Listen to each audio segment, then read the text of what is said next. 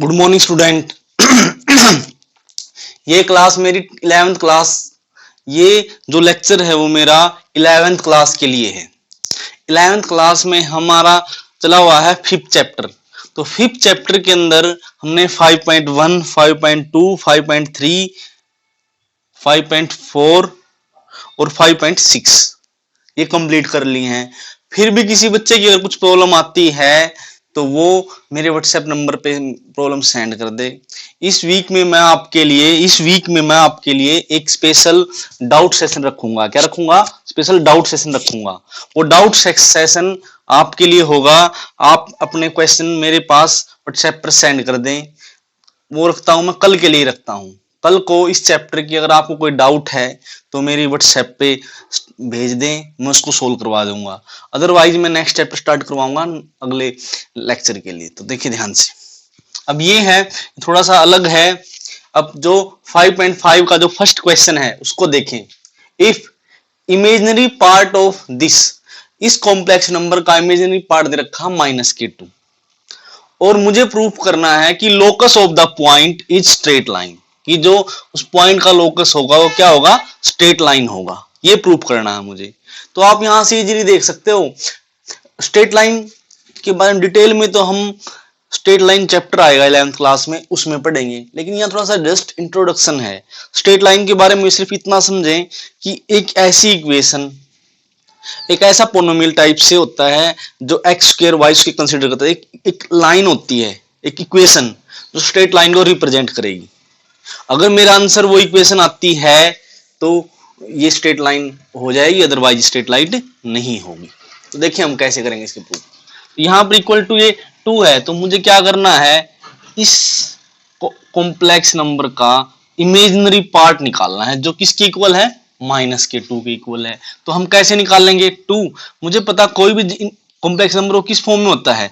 x plus y iota या y iota की form में। तो हम वैल्यू पुट कर दे यहाँ पे 2 इंटू में x प्लस में y iota plus 1 iota x plus y iota plus 1। Clear है? ये रख दिया। अब मैं इस कॉम्प्लेक्स नंबर को सोल्व करने के बाद x प्लस आयोटा वाई की फॉर्म में लेके आऊंगा तो जो इमेजिनरी पार्ट आएगा वो -2 के इक्वल आएगा। तो बहुत ही सिंपल है। अब मैंने देखा इसमें कि नीचे तो आयोटा आ गया, आयोटा आया है, तो इसका मतलब मुझे क्या करना पड़ेगा? मुझे इसको रेशनलाइज करना पड़ेगा। क्या करना पड़ेगा? रेशनलाइज करना पड़ेगा। ठीक है, रेशनलाइज करने से पहले थोड़ा सोल्व कर सकते हैं, तो सोल्व कर लें इसको। 2x plus y iota plus 1 upon में क्या हो जाएगा? ये आयोटा x प्लस में y आयोटा स्क्वायर प्लस 1।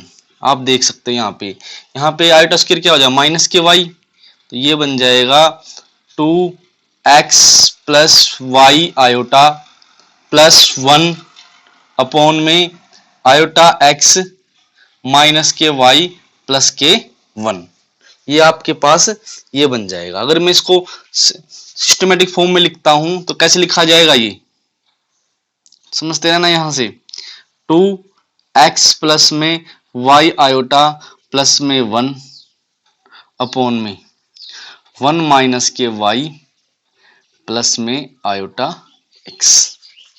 अब कॉम्प्लेक्स नंबरों में मेरे पास यही प्रॉब्लम आती है कि आयोटा डिनोमिनेशन फॉर्म में ना हो। कब?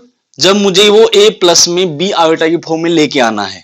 तो सबसे पहले मैं इसकी आयोटा डिनोमिनेशन फॉर्म यहाँ से, इसी को हम यहाँ से इसको रिमूव करेंगे। तो कैसे रिमूव हो जाएगी? ये प्लस, वही रेशनलाइजेशन करना पड़ेगा। रेशनलाइज में देखिए ध्यान से, ये प्लस का है तो 1 माइनस के y माइनस के आयोटा x से मल्टीप्लाई 1 माइनस के y आयोटा x से डिवाइड। ऐसे करना है डिवाइड।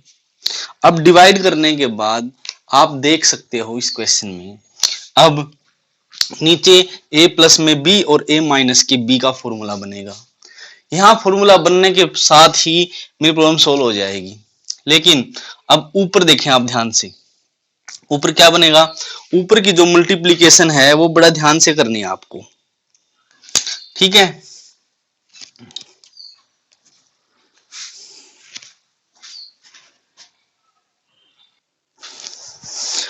वैसे तो हम यहाँ पर इन न्यूमरेटर की मल्टीप्लाई न्यूमरेटर से कर देंगे, फिर वहां से आयोटा को अलग निकाल लेंगे, वो थोड़ा लेंथी बन जाएगा क्वेश्चन। तो थोड़ा सा लेंथ को कम करने के लिए मैं क्या करूं, यहाँ पे ध्यान देना, यहाँ पे मैं ऊपर से भी आयोटा को अलग कर देता हूं। तो क्या बन जाएगा ये 2x प्लस के 2y आयोटा और प्लस के 1। आई होप सो आपको क्लियर हो गया होगा। मैंने क्या किया, 2 की मल्टीप्लाई की, उसके बाद जो बिना आयोटा के हैं, विदाउट आयोटा हैं, उनको एक साथ कर लिया, जो आयोटा के उसको एक साथ कर लिया, जैसे नीचे है, अपॉन में 1 माइनस के y प्लस में आयोटा x। अब मल्टीप्लाई के साथ करना मुझे 1 माइनस के y आयोटा x, 1 माइनस के y आयोटा x। अब आप मल्टीप्लाई कर सकते हो इसकी। अगर मैं मल्टीप्लाई करूंगा तो ज्यादा लेंथ बन जाएगा, पहले इसके साथ, फिर इसके साथ, फिर इसके साथ, फिर इसके साथ। वहां से आपने क्या करना है, आयोटा कॉमन लेना है। तो इसको मल्टीप्लीकेशन को सिंप्लीफाई करने के लिए बड़ा ध्यान से देखें। इसको पहले मल्टीप्लाई कर देता हूं मैं, 2x प्लस में 1, 2x प्लस में 1, 1 माइनस के y, 2x प्लस में 1, 1 माइनस के y,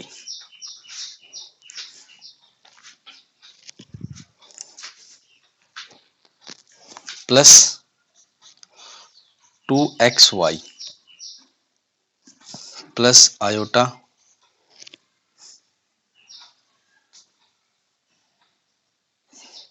माइनस के x, 2x प्लस में 1 प्लस 2y 1 माइनस के y, अपॉन में आ जाएगा a प्लस में b और a माइनस के b, 1 माइनस के y का square minus iota square, plus का हो जाएगा स्क्वायर। अब थोड़ा इसका मल्टीप्लिकेशन को ध्यान से देखें, मैं वो देखो ध्यान से, मल्टीप्लिकेशन को थोड़ा ध्यान से देखें। मैंने क्या किया, 2x प्लस में 1 की मल्टीप्लाई की इसके साथ, ये आ गया। फिर मैंने 2y आयोटा की मल्टीप्लाई की माइनस के आयोटा x के साथ, तो आयोटा स्क्वायर हो जाएगा, माइनस माइनस प्लस, तो यहाँ प्लस क्या हो जाएगा 2xy। क्लियर। पहले इसकी इसके साथ, फिर इसकी इसके साथ, दो टर्म आ गई।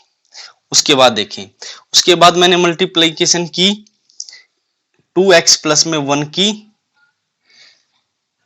किसके साथ, इसके साथ, तो आयोटा कॉमन आ जाएगा बाहर, तो क्या बचेगा माइनस के x, 2x प्लस में 1। फिर मैंने 2y की 1 माइनस के y के साथ, तो यहां से आयोटा क्या आ गया कॉमन। वैसे तो सिंप्लीफाई भी कर सकते हो आप, कोई प्रॉब्लम, लेकिन यहां से मुझे इजी हो जाएगा। क्यों, क्योंकि यहां से मेरे पास अब इमेजिनरी पार्ट क्या आ गया, जिसके आयोटा है, माइनस के x, 2x प्लस में 1 प्लस में 2y 1 माइनस के y अपॉन में 1 माइनस के y स्क्वायर प्लस में x स्क्वायर। या ये किसी इक्वल है, माइनस के 2 के इक्वल है, ये इमेजिनरी पार्ट। अब आपने कुछ भी नहीं करना है, इसकी क्रॉस मल्टीप्लिकेशन करनी है।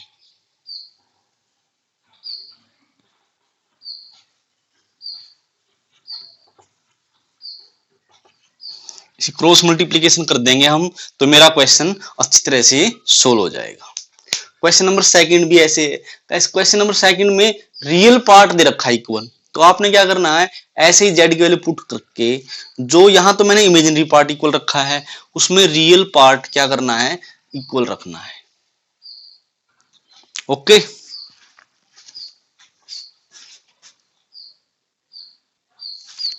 नेक्स्ट है आपकी 5.5 के अंदर क्यूब रूट निकालना। अब हमने जो लास्ट लेक्चर थे पिछले लेक्चरों में, उसका लिंक आपको डिस्क्रिप्शन में मिल जाएगा। वहां पर हमने क्या देखा था, square root of the complex number. अब है क्यूब रूट ऑफ, कोई कहे आपको फोर्थ रूट निकाल के दिखाएं, तो हम फोर्थ रूट भी निकाल सकते हैं, फिफ्थ रूट बोले तो फिफ्थ रूट भी निकाल सकते हैं, सिक्स्थ रूट बोले तो सिक्स्थ रूट भी निकाल सकते हैं कॉम्प्लेक्स नंबर का। तो वो कैसे निकालेंगे वो बड़ा ध्यान से देखें आप।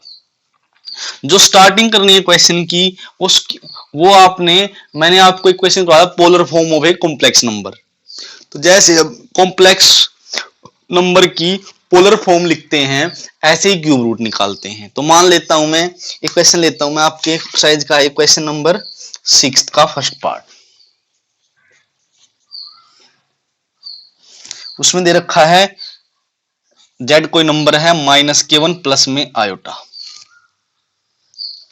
इसका मुझे क्यूब रूट निकालना है। तो कैसे निकालने, तो सेम जैसे मैंने आपको पहले बोला था, जैसे हम पोलर फॉर्म में निकालते हैं। पोलर फॉर्म में हम कैसे निकालते हैं, पोलर फॉर्म के लिए हम जो रियल पार्ट है उसको मान लेते हैं r cos थीटा, जो इमेजिनरी पार्ट का कोफिशिएंट है 1 उसको मान लेते हैं r sin theta. Equation number 1 और इक्वेशन नंबर 2, यहां क्या करेंगे स्क्वेयरिंग एंड एडिंग, इनको स्क्वायर कर देंगे और ऐड कर देंगे। तो क्या आएगा 1 प्लस में 1 इक्वल टू आर स्क्वायर। आप देख सकते हैं, आपने मैंने शॉर्टकट ले लिया कोस स्क्वायर प्लस में साइन स्क्वायर, वो क्या बन जाएगा 1 बन जाएगा। यहां से मेरे पास आर की वैल्यू क्या आई √2। आप देख सकते हो यहां से -k1 इक्वल टू √2 कोस थीटा, sine √2 sine theta equal to 1। तो यहां से कोस थीटा की वैल्यू आई है मेरे पास 1 अपॉन में √2 और साइन थीटा की वैल्यू मेरे पास आई है 1 अपॉन में √2 ऐसे। अब ये वैल्यू आपने अब इसका क्वाड्रेंट देखना है, कोस नेगेटिव और साइन पॉजिटिव आफ्टर स्कूल। तो सेकंड क्वाड्रेंट कैसा क्वाड्रेंट बनता है जिसके अंदर साइन और उसका रेसिप्रोकल क्या होता है, कोशिकेंट तो पॉजिटिव होते हैं और सारे क्या होते हैं नेगेटिव। तो इसका मतलब कौन सा क्वाड्रेंट लाई करेगा, सेकंड क्वाड्रेंट में लाई करेगा। तो सेकंड क्वाड्रेंट के अंदर लाई करता है। तो सेकंड क्वाड्रेंट के अंदर मैंने आपको फॉर्मूला बताया था क्वाड्रेंट को कन्वर्ट करने के लिए, तो वो फॉर्मूला क्या था पाई माइनस के थीटा। थीटा वैल्यू यहां पर क्या आ जाएगी π/4। तो पाई माइनस के π/4 तो क्या बन जाएगा ये 3π/4। सेम यहां तक आपने पोलर फॉर्म की तरह करना है इसको। तो अब मेरे पास पोलर फॉर्म क्या हो जाएगी कॉम्प्लेक्स नंबर की, आर नहीं z equal to r, r के बाद आता है कोस थीटा, थीटा 3π/4 प्लस में आयोटा साइन थीटा। जी this is the polar form of this complex number. अगर ये होगा आपको यहां तक क्लियर। अब इससे आगे देखें कि क्यूब रूट में क्या करते हैं हम। पोलर फॉर्म लिखने के बाद अगर मैं क्यूब रूट निकालना है इसका 1/3, तो इधर भी क्या हो जाएगा 1/3 हो जाएगा। तो z की 1/3 किसके इक्वल होगा, ये 1/2 है यहां पर या 1/3, तो z की 2 की पावर 1/6 कोस, इसको हम सिस लिख सकते हैं। क्या लिख सकते हैं सिस 3π/4 की पावर 1/3।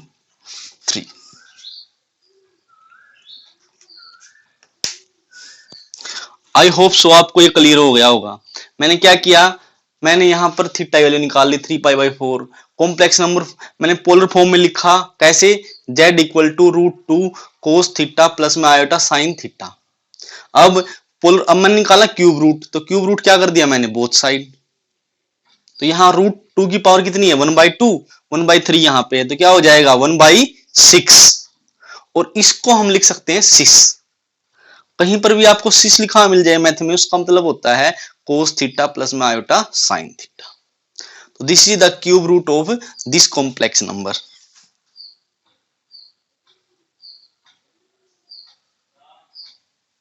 ओके, ऐसे ही आप फोर्थ रूट निकाल सकते हो। फोर्थ रूट में यहां 1/4 हो जाएगा, 1/4 हो जाएगा। तो ऐसे निकालते हैं क्यूब रूट और फोर्थ का। इतना ही पूछे आपसे, कोई ये भी पूछे कि सिक्स रूट निकाल लें तो 1/6, 1/6। ओके।